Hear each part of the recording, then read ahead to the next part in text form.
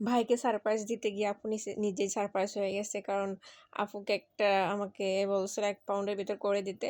পরে আমি যখন করে দিই এরপর আপু ডিজাইনটা দেখে অনেক পছন্দ করেছে। তো আপু খুবই অবাক হয়েছে এবং খুব পছন্দ করেছে।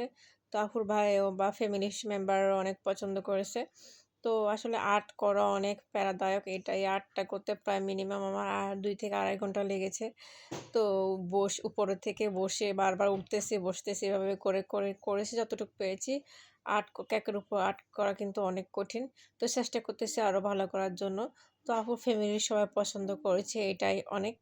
আসলে অনেক কোনো কিছু করতে গেলে ক্রিয়েট করতে হলে অনেক ভুল হবে। ভুল করতে শিখা হবে। তো চেষ্টা করতেছি এরকম আর্টের কেকগুলা শেখার। ইনশাআল্লাহ অনেক ভালোভাবে করব। তো আমার কেকটা কেমন হয়েছে অবশ্যই কমেন্ট করে জানাবেন। আল্লাহ হাফেজ।